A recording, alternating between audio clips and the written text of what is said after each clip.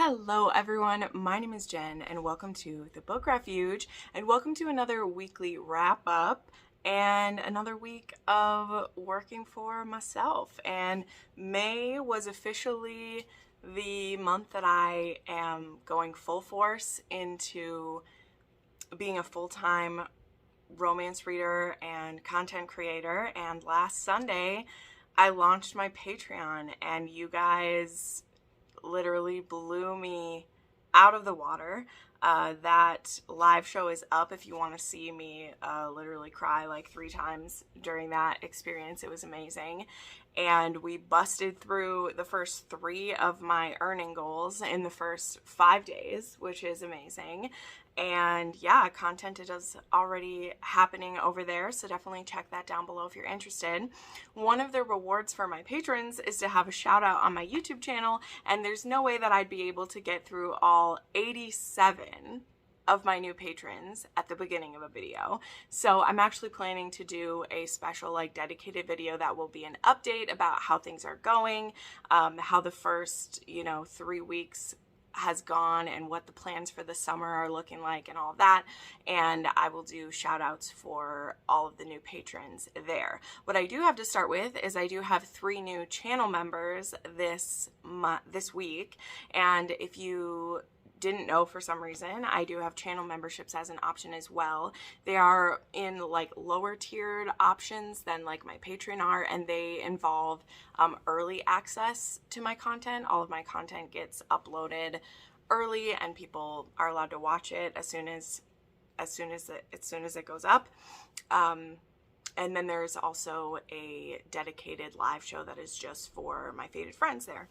So we have Val, who joined at the Fated Friend level, eBooks Hermit, who joined at the Romantic Renegade, and Dick's Party, who joined at the Sassy Supporter level. So thank you guys for choosing to support my channel. It's more important than ever for me, and you guys have been so supportive and just washed me in love in the last few weeks. And honestly, I haven't really had any fear or anxiety since about the 3rd day of this, because y'all have made it clear that you want me to succeed. So enough of that. Let's get into the books that I read. Thank you so kindly to everyone who is supporting me that way. But we have 10 books to talk about, which isn't a ton, but I read some pretty big books this week. So I am giving myself a bit of a pass in that regards. I'm also in the middle of the Mafia Romance Readathon, so I do have a couple of those to talk about, but I still have quite a few that I'll be reading for that. And there'll be a vlog going up dedicated to my in-depth thoughts on those books, so I won't touch on them too much in this one. So hopefully this will be a bit of a shorter wrap-up. We'll see. The first book that I want to talk about just came out, and it's called The Princes Poisoned Vow, and this is by Haley Turner. This is my first book I've read by Haley Turner. I have discovered that she actually has quite a few fantasy and paranormal romances. They're all queer, they all look fantastic, and this one specifically is the first book in this fantasy steampunk. This one's also queer, this really kind of epic story that is getting started. I was actually requested to read this by Valentine PR. They sent me a special email because they were looking for people who specifically said they would read queer romance, because there are quite a few same-sex couples in this book. There is, from what I've seen so far, there are 2 gay couples and 1 lesbian couple that I met so far. And it is a very interesting world. It is so complex to break down, but we start I think it's 15 years in the past or so, and there's this one family that has been wiped out, and so one of their daughters needs to go into hiding until she is old enough to be able to come out. And there's a young man who his father dies in the attempt to get them out, and he is charged with this baby girl who needs to be smuggled out, and so he is her guardian. And then we find out about all these different families that are competing to be on top of everything. We're also in a world where there are what's called revenants, so basically zombies. There are this spore, this disease that has made its way through the population, and most people who get infected with it become revenants and then need to be killed. And then there are these men who basically give up their lives to become wardens, who go through this process where they become immune to the spore. It's a very painful process where they are introduced to the poison like little by little until they're immune to it, and they basically give up their lives, and they're supposed to be kind of like immune from the laws of the different like kingdoms, so that they're able to go from place to place and take out the revenants. They're supposed to be anyway.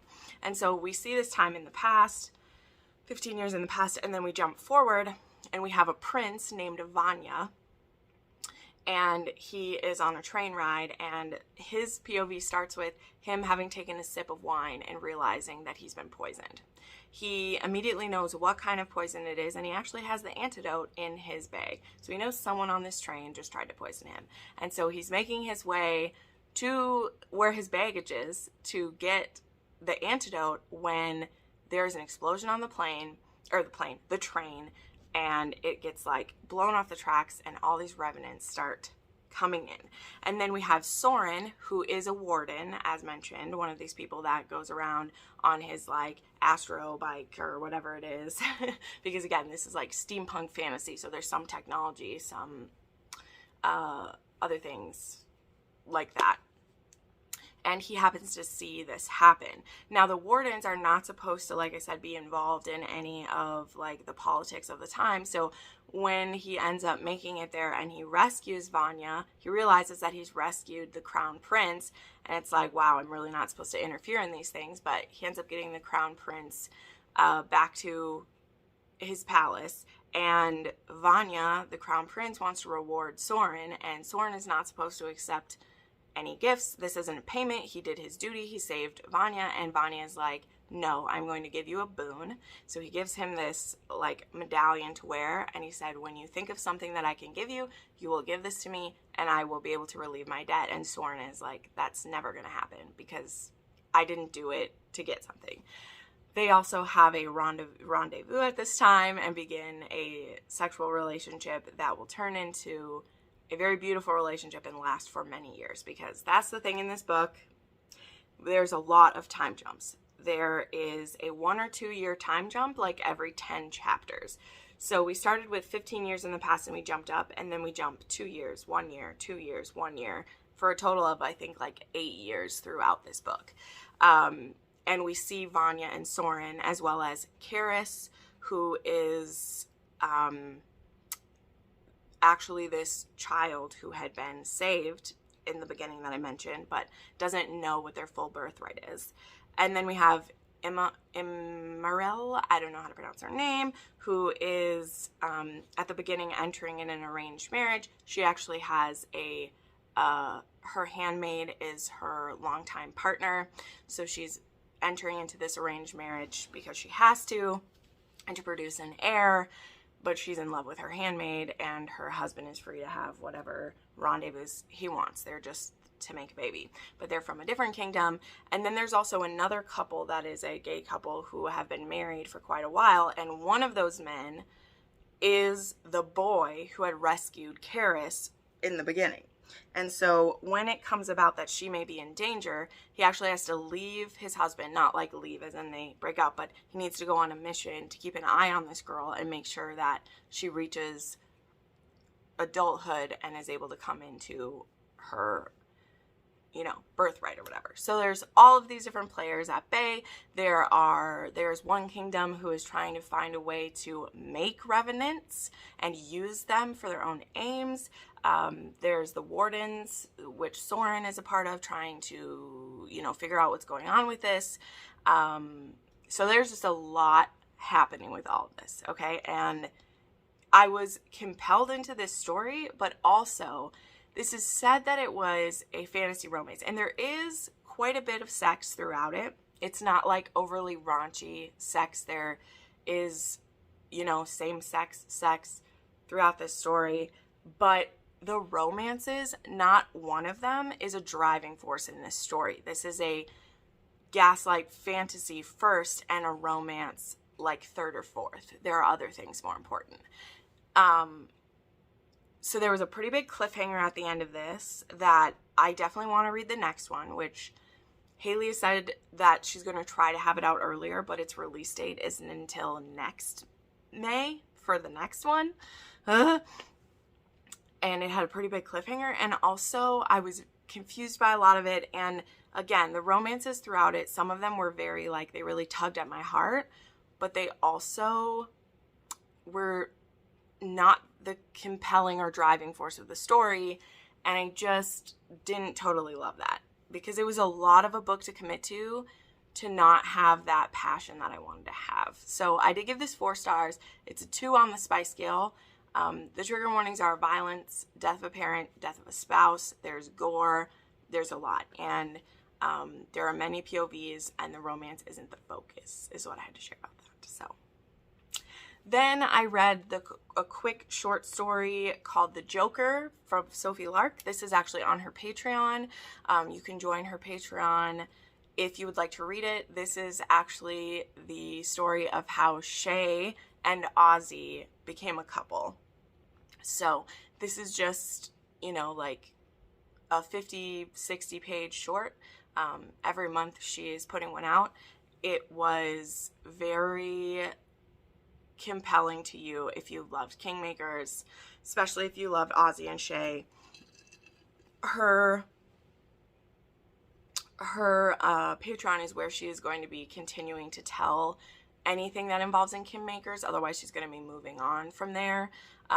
But we will still get these little snippets here. So I very much enjoyed this. I'm obviously not going to spoil any of this because you need to pay for it if you want it. That's how it is. It's to support Sophie. But I gave it 5 stars. And even for a little shorty, the spice in this was a 3 spice minimum. It was great. Then I read an arc of Corruption by Jennifer Snow. This is another one of her Underworld Kings books. So Jennifer Snow is actually the one who started the Underworld Kings, and she continues to put out books in it. And so this one was a friends to lovers in an interesting way, but it's also like a second chance. So our heroine, Anastasia, she is best friends with this boy who is the son of one of her father's made men. And in the beginning of this story, he's 15 and she's 13, and they're best friends. And it's pretty clear that they do have some romantic feelings, but they're children, so not much has ever happened in that regard. And then her father starts to see that they are a little too connected, and that is not in his plans for his daughter to have her be with a made man's son. And so he has this young man's father transferred, and he's taken with him in the middle of the night with no warning. He's only able to leave behind this locket as a gift for Anna, and then he disappears. And then we come back 10 years later, and he has been turned into this psychopath, well, not quite a psychopath because he didn't have that tendency before, but he's turned into this killer, a fighter, being used for the Bratva to do what they will with him. And when Anna, who is 23, she is a dancer and has really been able to live her life how she wants to, her father is telling her she's going to have an arranged marriage, and so all of that comes like crashing down on her, that she's going to have to marry this man who is very abusive, a lot older than her, and she knows that her fate is not looking good. Ruin, who is that is the new name for the young man who used to be her friend, he has been, unknowingly to her, stalking her for the past few years. He will sneak into her home, steal things from her, watch her sleep, jack off to watching her sleep, all that delightfulness that Jennifer Snow likes to put into her spicy books. And when the man she's supposed to marry is, like, when he finds out about that, he kills this man and takes her. And he makes himself known to her in a very, like, brutal fashion. So I enjoy Jennifer Snow in a lot of aspects. I particularly do like her in her paranormal books. Like, I really do like her Lycan series. But this story, unfortunately for me, the beginning of this was pretty compelling because I really loved seeing them as friends. And the fact that he just gets twisted so much, like literally he just gets twisted completely out of control and doesn't give her a choice about anything, is like mean to her. Their sexual dynamic immediately starts. And yeah, it has all, like, if you read a Jenica's notes, you'll have this list of all the kinks that are in there. And that's great, but there was no heart between them. And it was very sad because they started with heart. And then it became this raw animal attraction where I'm going to kill everyone that has ever kept you from me. Even if you don't want me to because you love them, I'm going to kill all of them.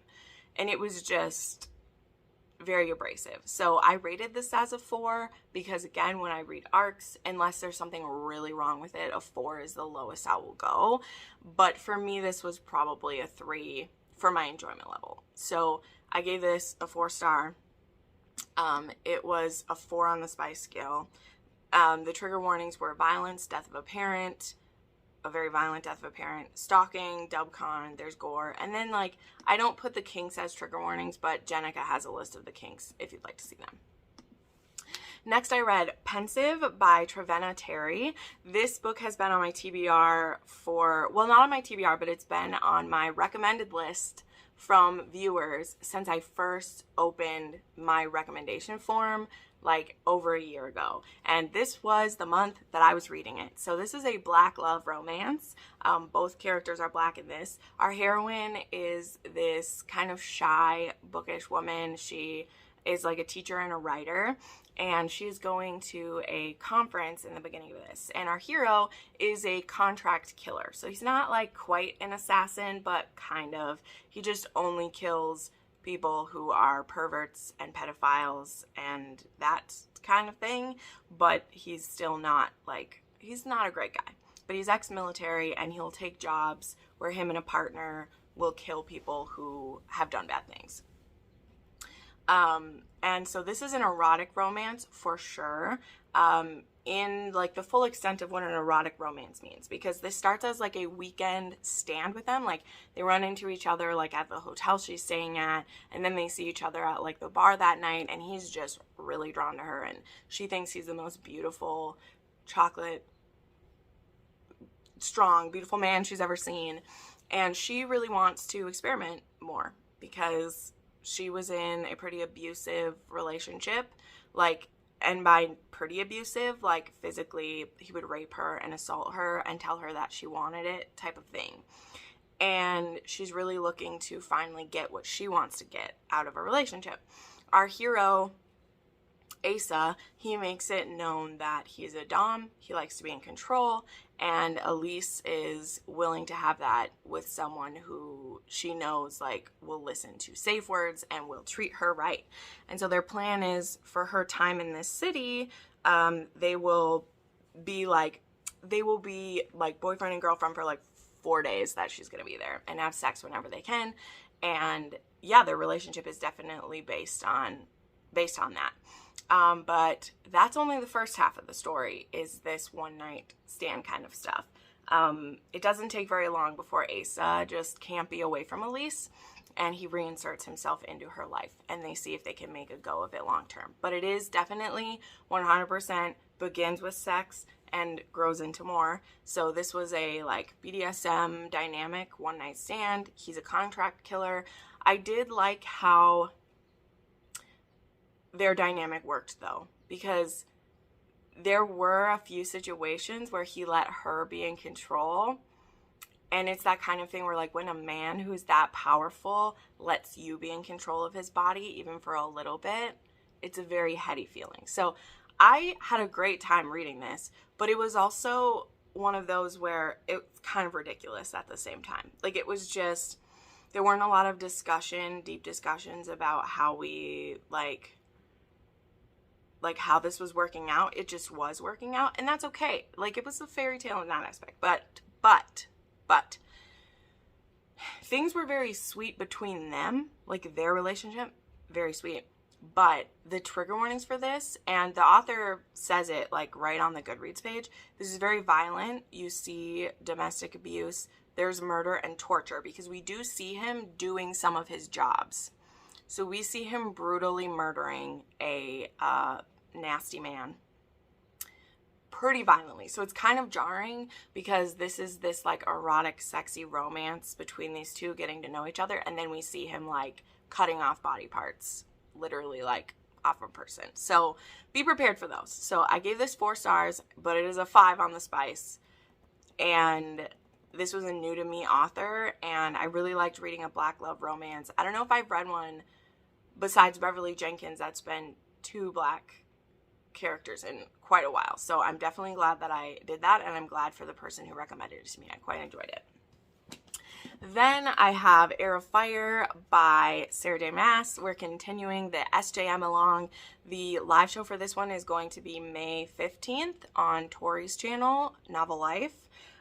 Very excited to talk about this book. I listened to the audio for this one, and this is where the series really just starts to take off for me. We're starting to expand it. We have characters in different places. We have the overall plot slowly starting to make itself known. We're meeting new characters.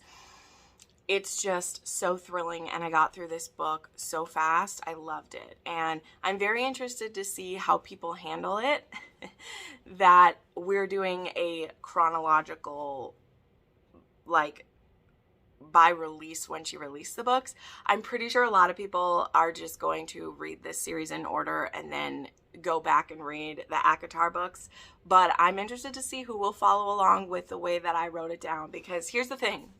And I wanted to say this in this for people who are wondering, like, how and why I'm doing the read along the way that I am. A big part of how I set up this read along, which is taking place over a whole year worth of time, hopefully filling up space until maybe we're getting the next book, or at least it will have shortened the time between Crescent City 2 and when we get the next one. With Crescent City 2, no spoilers for it, but we got confirmation in a certain way that Crescent City and ACOTAR are connected. Like, without a doubt, we get 100% confirmation. Again, not saying what that is. And I immediately wanted to go back to the beginning and see when Sarah started planting these clues that everything is connected, because there's already been hints that ACOTAR and Throne of Glass are connected, and now with this confirmation that Crescent City and ACOTAR are connected, I want to see how Throne of Glass and Crescent City are connected and how it all works, because I'm fascinated by her brain and how she put this together. And whatever you think of Sarah J. Maas, it's pretty fucking brilliant that she started writing this series when she was 16 and has been working on it for all these years, and it's culminating in this. I think it's amazing. I love that a woman's doing it. I love these stories so much. So I wanted to read these in chronological release order to see when things were being peppered in. So it is very difficult to go from Heir of Fire, and now we're going to be reading ACOTAR. ACOTAR is next in the release order. Already some of my friends, like, I'm jumping right into Queen of Shadows, and I'm like, I'm not here to police anyone. Everyone can read in whatever order that they want, absolutely. But the order of discussion, the way we're going to talk about these, is in chronological release order. And also, I planned it this way because I meant it to be a reread. But obviously, a lot of people who have never read this series, or they've never read any of her books, they're coming on for the first time, and they, you know, might not want to have to wait through all these other books that are getting fit in there. And I understand. So, sorry I'm going on a bit of a rant, but I just want to answer that question in a concise way of, like, can I read whatever I want? Bitch, you can read whatever order you want. Absolutely, you can. But if you're coming along on the ride of the SJM along, that's the order that the discussions are going to be in. But you can go ham. You can binge all the way through the Throne of Glass if you want, and then do whatever. That's fine. This is just how I want to go through it, because I want to see when Sarah was plopping those things in, and I feel like the best way to see it is to be reading through her books in the order they were coming out, because that's how she was conceiving it and how it ends up on the page. Does that make sense? Cool. But I understand that in the Heir of Fire, people are immediately want to jump into Queen of Shadows, and after Empire of Storms, people are going to immediately want to go, you know, to Tower of Dawn and then to Kingdom of Ash. I get it. But if you're doing the SJM along, that's the order the live shows are going to be in. So there we go. Anyway, side rant. This one, I actually upped my rating for this book. I gave it 5 stars this time. I'm already at a 5-star for the series, so I've already like capped out. I fully expect there'll be more 6 stars coming from this series for me than I didn't even have 6 stars as an option when I read these before, but I loved this. I gave it 5 stars. There is a tiny steam puff in this one because we get the allusion to sexual content again, but none of the juicy stuff is happening quite yet. So anyway, next will be ACOTAR, and I'm very excited to reread that one. It's always fun. All right, then I did another reread actually, and I reread Cold Queen by Kay Webster. I made a list at the beginning of this year of books that I wanted to reread and give a second look to, and this is one for me because this was one of the first like truly dark like fairy tale retellings that I read. This was originally part of the, what was the series even called? I think it was called like Dark Fairy Tales or something. There was a couple of dark fairy tale series going around when this came out. Like there was a couple happening, but this was the first one that I read, and I really enjoyed it, even though it was super messed up. Because this one is a retelling of Anna and Elsa, and our Elsa character, her name is Alicia. How do we say it? Elzira. And she is the Northern Queen. She has these cold powers, and she's slowly dying. We don't know why, but she's been very sick. She is sickly. Her skin is turning blue, and she can't really use her powers. It's horrible. And King Reich is the Fire King from the South, and he wants to make a deal with her because there are these creatures, these disgusting things that are taking over the land, and he wants to have a marriage arrangement with her younger sister to you know, codify their lands. And he's expecting this Cold Queen that he's heard is very ill to die eventually, and then he will have control of both the North and the South because he will have married this princess and made himself in charge of it. But he is also the truth seeker, and when he gets a load of Elzira, he sees that something is messed up. She should not be sick like this. This should not be happening to her. She should be powerful, but she's not.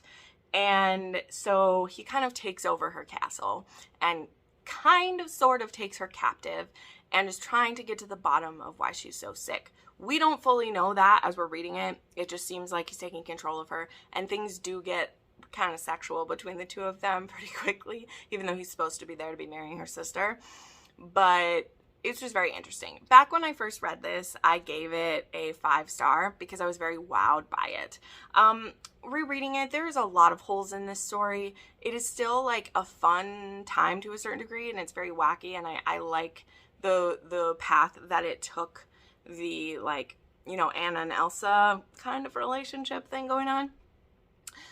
But upon reread, this was a 3.5 star for me because their relationship, how it jumped, like they meet and they are married within like 5 days time of each other. And not that that's impossible to happen in whatever, but she goes from being at death's door to being strong and powerful within like 5 days. And it's just kind of bonkers to me. Anyway, but yeah, I gave it 3.5 this time. The spice was like a 3.5 for me, and it's a quick one.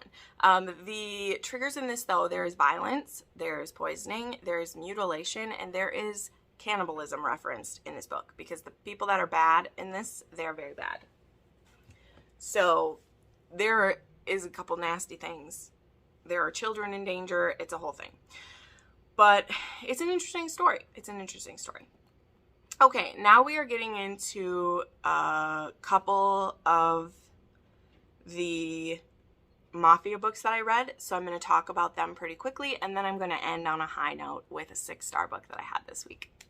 So, like I said, I'll be talking in depth about these books in my reading vlog, which should go up on Monday or Tuesday. I'm not sure which day I'm putting it for yet, so check that out. But I read Darker Than Love by Anna Zares and Charmaine Pauls. This was the oldest mafia in my library, which was one of the prompts for it. And I have read Anna Zares before. I've read Twist Me, as well as some of the other books that connect with it. And Anna Zares was my first, like, captive that I'd read. I hadn't read Dubcon or Non-Con before. Like, I had not read that between the hero and heroine before. So she definitely awoke something in me. So I will always have a soft spot for her for that. But this book did not work for me. And again, I talk more in depth about it, but Mina and Yan he wasn't even a psychopath. He was just a dick. He was a dick, and it was gross. It was gross the way that he treated her. There was nothing redeeming about him. He threatens her fucking grandmother. And as soon as he did that, I was done. I was out. There is nothing redeemable about him for me. I gave this book 2 stars. I should have given it less, but as 4 on the Spice rating. The trigger warnings are kidnapping, gaslighting, dubious consent, abuse, verbal abuse, and I literally put the hero was a fucktard. That was my note. Okay, moving along. Then I read Vicious Prince by Lily St. Germain. This is a Romeo and Juliet retelling in some certain aspects. This definitely is just the beginning of the story. This is a trilogy. All 3 books are out. I wish all 3 of the audiobooks were out, because the audiobook for this first one was amazing, and the next 2, there isn't even a date when the audiobooks are coming, which I'm sad.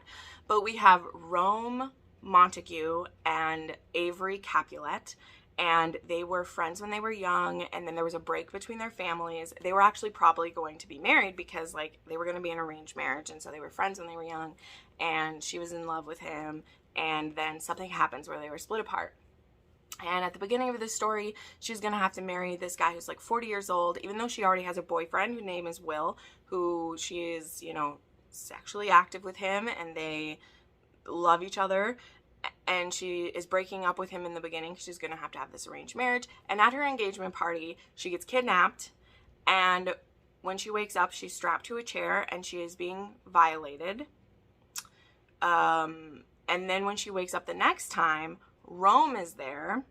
She is naked and lying on a bed, and she has injuries, and he is trying to fix them, and she thinks he's the one who did this to her, and it becomes clear to her that he is not the one who violated her when a man in a mask and a voice distorter comes in and tells Rome that if he won't fuck her, this guy will.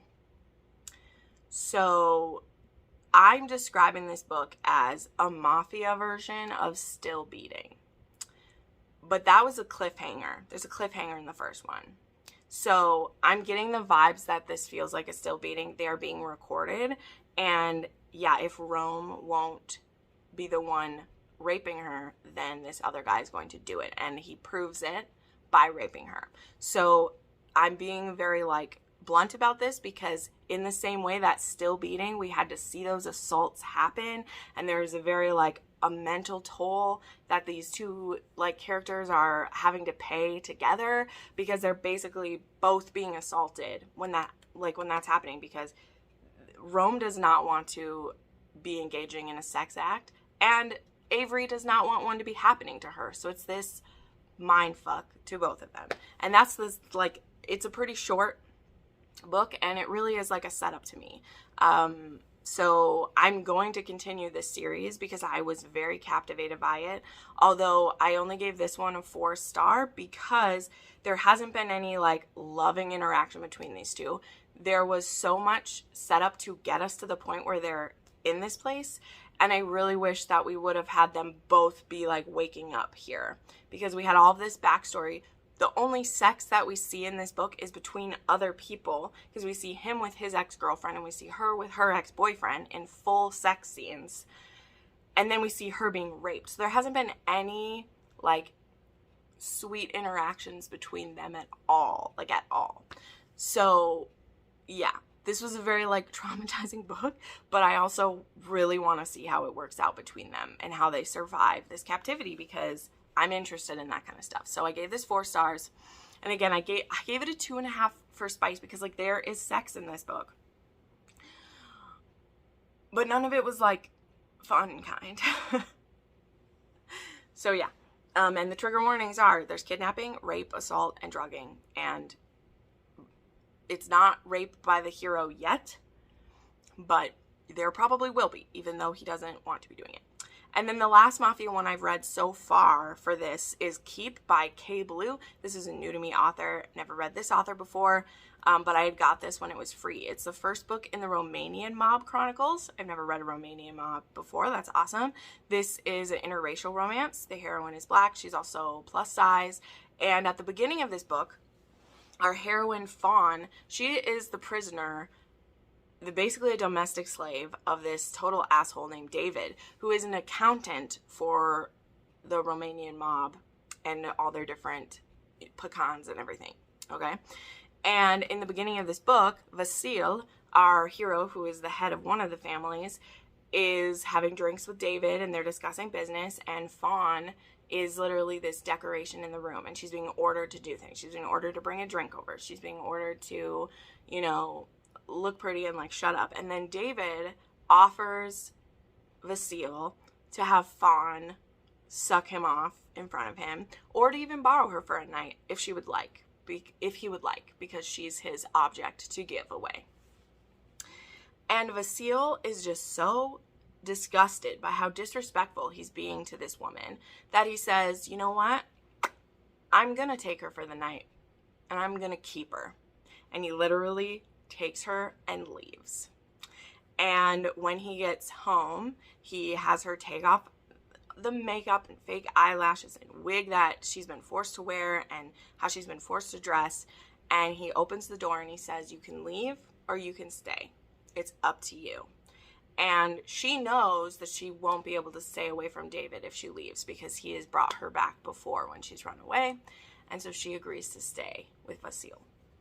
So yeah, this was very interesting. It was novella length. There's 7 books in this series, and they're all novella length. It's very interesting. I was fascinated by this story, but there was no connection between these two. It wasn't very long after her having been literally a domestic sex slave for this man that she is opening herself up to Vasil. Like, literally, like, he's staying away, like, even though they're in forced proximity in his home because he's keeping her safe, she is like coming on to him immediately and offering herself because she thinks that she should, and he takes advantage of that. And now all of a sudden we're in a relationship and we haven't talked about it at all, and we just are. And I was so compelled to keep going because, like, he's so good to her. Like, he's good to her, but also they never talk about it. And it's very strange. So I gave this a 3.5 star, and it's a 3 on the spice scale, and I'm very, like, kerfuffled by it. So the trigger warnings are there's domestic abuse and attempted assault that we see in this one, and a traumatic birth. Just want to put that out there. So yeah, so far my Mafia readathon's been a bit of some ups and downs, but the book that I made time for, that I squeezed in, because as soon as it dropped on my Kindle, I had to stop everything else I was doing. And that is Always Practice Safe Hex by Juliet Cross, one of my dear friends. I put the disclaimer, I am friends with Juliet. We talk almost every day, but I never give her books a pass just because we're friends. In fact, I have very high expectations because I know how good my friend can write. And she has been telling me how much that I will love this hero, or how much she hopes I will love this hero. And I don't want to spoil anything. I know this is a highly anticipated book, but I gave this book 6 stars. This is about Livy Savoy and Gareth Blackwater. This is our first Grimm. We saw a bit of a sneak peek at him if you read Walking in a Witchy Wonderland. She has moved up the release date of this by 2 weeks. It will be coming out now May 24th. And I highly suggest you pre-order this book. It will be going wide to begin with. Even though the rest of her books have been put in KU recently, she already had the pre-order for this one set, and so, like, you can't change it without, like, fucking up your standing with Amazon. But I highly recommend that you pre-order this book. This is a enemies to lovers, kind of. Like, the way Juliet does this enemies to lovers, like, it's more of like an animosity. You know, like, Livy has a bad impression of him in the beginning. She calls him like a cock waffle or something in the beginning. And they end up in a forced proximity situation where they are working together on a marketing project. And they begin to see a lot more of each other. And from the prologue of this book, though, Gareth knows that he wants to have Livy in his bed. And in fact, in the prologue of this book, when they both find out they're going to be working together, he's like, you're going to be in my bed. It's going to happen. and he sends her a few like telepathic images of how he imagines her in his bed. Whew, it's a lot. So in my opinion, this is Juliet's sexiest book she's ever written. It definitely has sex like the soonest of her Stay a Spell books, but I promise you that is not what makes this book as stunning as it is. I dearly love Gareth. He's my favorite in the series so far, hands down. I love Mateo and Alpha, but Gareth just usurped them. They are now down the podium one. Gareth is this lost man who has secrets he's had to keep and a heart he's had to protect and powers he's had to contain to keep people around him safe. And Livy, like, though this starts antagonistic, it very quickly becomes a very like deep understanding of the other person, and it makes their intimacy so beautiful and rich and fully fleshed out and just absolute perfection. Like, just so beautiful, y'all. Like, so beautiful. It makes me so happy. I love it. Love it.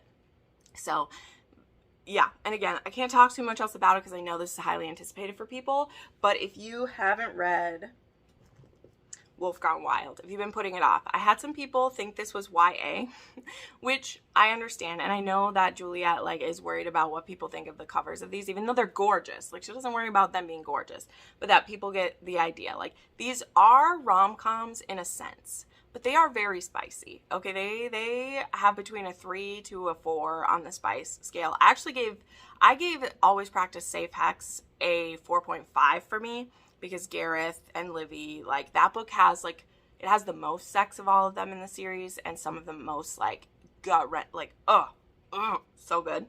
But all of these books are 3 to 4 on my personal spice scale, which I've shared before. As I said, the first 3 books in this series are all in KU right now, so you can binge through all of them. The audiobooks are exceptional. I am highly pitching this series to you because it is adorable. And maybe after you finish the Mafia readathon, you're looking for some lighter fare, you will love this. The heroines are all like late 20s, if not 30s or 40s. The heroes are werewolves and vampires and Grimms, and they are just, it's so excellent. This series is fantastic. They were all 4 or 5-star books for me, and now a 6-star book for me. So this is my pitch. I will pimp out my friend's books all I want because she would never ask me to do so. But Always Practice Safe Hex, like, you're going to want to read this book. You're going to want to read it. It is exceptional. So do yourself a favor and binge this series now so you can read Always Practice Safe Hex, because you don't want to miss out on Gareth, okay, y'all? You don't want to miss out on Gareth. So with that, I'm going to go ahead and wrap up this week's weekly wrap up, guys, because even when I only have 10 books to talk about, still not less than 40 minutes long. So thank you to my new channel members. Thank you to my patrons. As I said, I will try very soon to get out a update video and to shout out all my patrons. I just can't shout out 87 people in one video. It won't work. And yeah, I will see you next time. Bye.